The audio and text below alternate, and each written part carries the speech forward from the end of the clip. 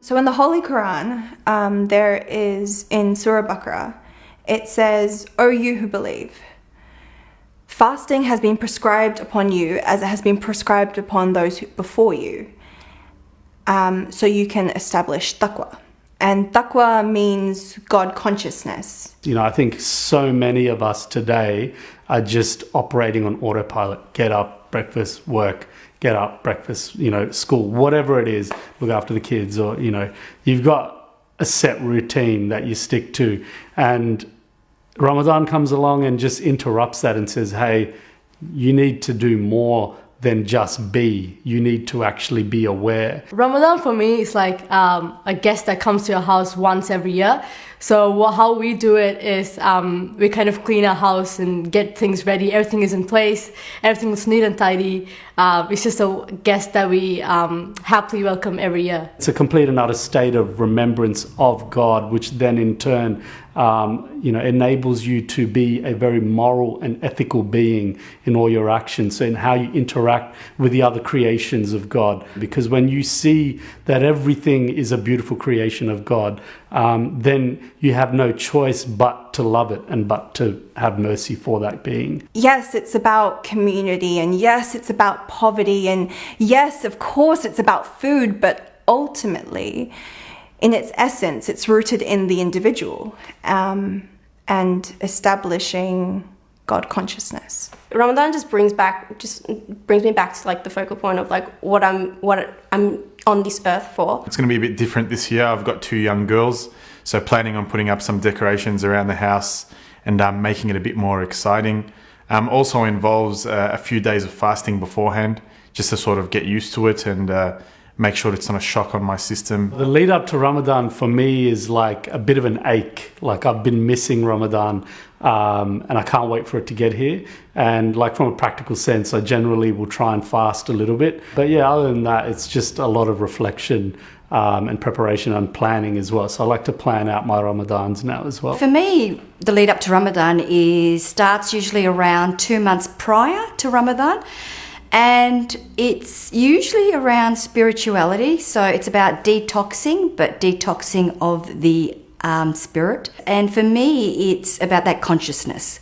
Consciousness knowing that in 2 months' time, I've got to do this detox, this spiritual detox where it's about being a better person, basically. So pretty much a typical day in Ramadan starts off with everyone's phone going off at the exact same time. Everyone pretty much has a job and we never organize it, but somebody jumps on the frying pan, someone jumps into the microwave, start heating everything up, and it's like in a basketball game when the timer is going down, right till the very end, to the last second is pretty much how suhoor is happening in our house. Suhoor is the first thing that we do, getting prepared for the day. Then I head to uni, I do my stuffs there, and the most important thing for me is to get back at home as soon as possible, because I know like I'll be tired and bad breath. So I get back at home and then try to spend the rest of the evening with my family, as there's nothing more to me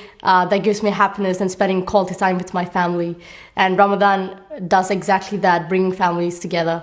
Typical Ramadan day for me, well, I'm hoping, I'll give you my potential Ramadan day, what I've planned, which is get up around, or just maybe half an hour before suhoor, which is the time we eat, and do a little bit of tahajjud, which is a supererogatory prayer. And then I'll eat and then hopefully read some Quran, do a wird, which is essentially like a routine or a ritual kind of remembrance of God. And then, go to work or get dressed, go to work, etc. Do my prayers throughout the day. During the day, I'm going to try and have some remembrance as well. My home doesn't look too different. It looks the same as every other time, honestly. I guess the only difference would be my family maybe come together more and we sit at the dinner table and eat together more than we would outside of Ramadan.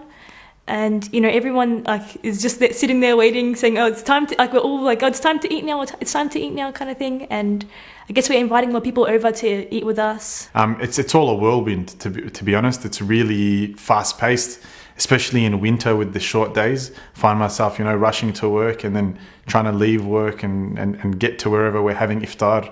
and then from there, rushing to Taraweeh, and before you know it, the whole month's over, and it's just a whirlwind. The most challenging part of Ramadan to me is to break off from the 11 months of routine and trying to bring new changes and trying to change the behaviors that you had for 11 months and trying to be a better Muslim, not just for yourself, but also for the community that you live in. So the most challenging part is when I wake up late and I've missed suhoor.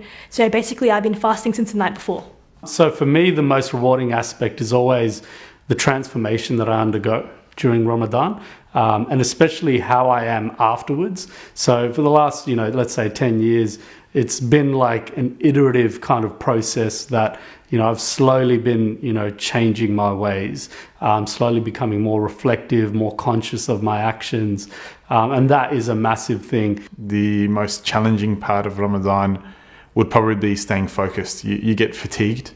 You can very easily get into a day-by-day cycle, and before you know it, it's over and you feel like you haven't gained much. The most challenging thing is not really about food or drink. It would be being on my best behaviour. So it's, no sarcasm, no yelling at the kids, no snapping at my husband.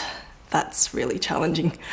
Ramadan isn't a time where we should only abstain from food and water. It's a time that we should abstain from all things that Allah subhanahu wa ta'ala has told us to stay away from. It's a time that we can critically look at ourselves and analyze what are we doing in our life and why are we doing it. There are millions of people around the world who don't have what I have, like in sense of like basic things like water and food. So it just makes me more compassionate and more grateful, to be honest, for the things that I have and for the things that I take for granted every single day. And I remember once we were watching a TV show about Ramadan, and someone called up and said, "Would my fast be counted if I won't be able to break it during iftar?"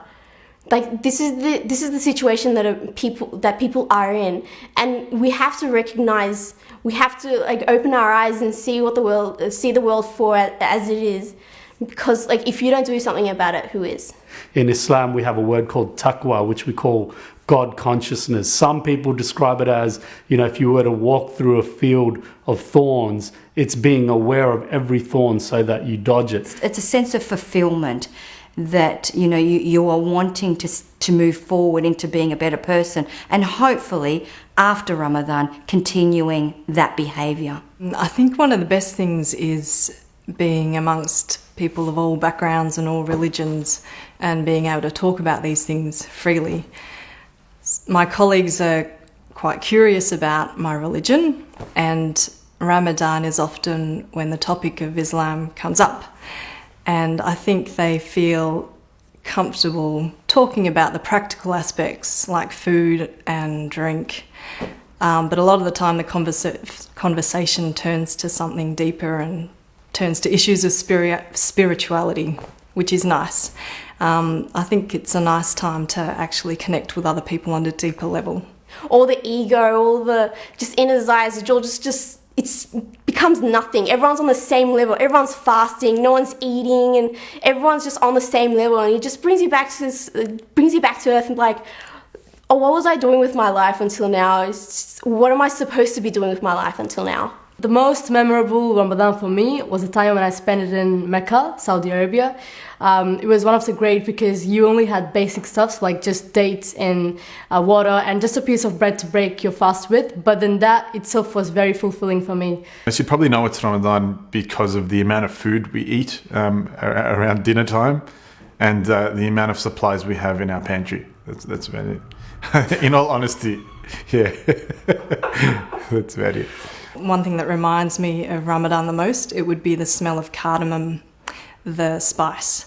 Because when I first became Muslim, I spent nearly every evening at a good friend's place breaking fast and having dinner with her family.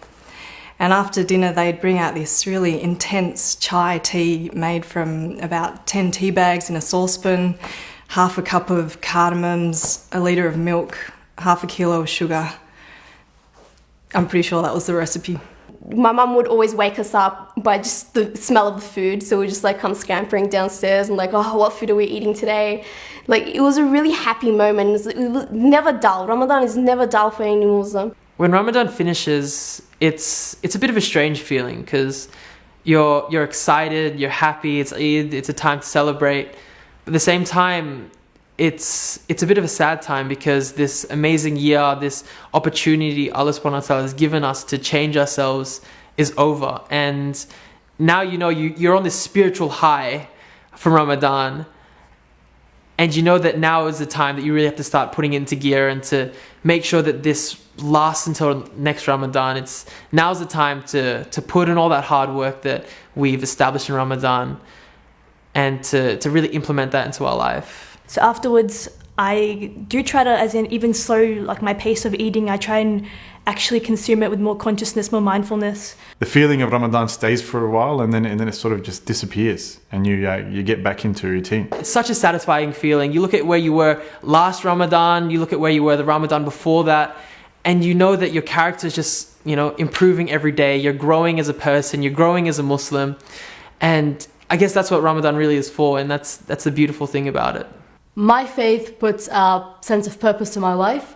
It's about waking up in the morning and putting the best version of myself out there as a Muslim, trying to rectify my behaviors and trying to portray the best of myself. I think faith is my life. I don't think I would be anywhere, I wouldn't be where I am today in life if it wasn't for Allah, if it wasn't for my spiritual faith. I don't think I'd be where I am. So literally I owe my whole life to Islam, to being born a Muslim. For me, faith is a sense of guidance. And that was one thing that attracted me when I did convert to Islam, is that it gave me direction in life. How to be spiritually, how to be mentally, how to function basically. So every aspect in my life, it gave me guidance and a sense of fulfillment as well. My faith means everything to me. So it's my guideline when I'm studying, when I'm out in public. It's the way I act towards people, the way I act in public, the way I act in private. It's not a matter of faith is something that adds to my life, but more my life should be something that I revolve around faith. And the biggest thing about that is purpose. It's the lifelong question that everyone's always asking. What am I here for? What am I supposed to be doing with this life, with this limited time? Don't be afraid to ever ask questions to Muslims or to be curious about Ramadan. And if you have any questions, there's no Muslim who's going to turn you away. Even if you want to come to a Muslim's house and eat, they will welcome you into their home and they will happily feed you. Honestly, there's so many people around us in Australia that may not know anything about Islam except what they're fed on the news with. So I think for us, what we can do as Muslims in Australia, as Australian Muslims, is just to start the conversation, is to tell people about what we're doing, especially in this month of Ramadan, explain to them who we are, why we're fasting, the reason we're fasting, and just start that conversation.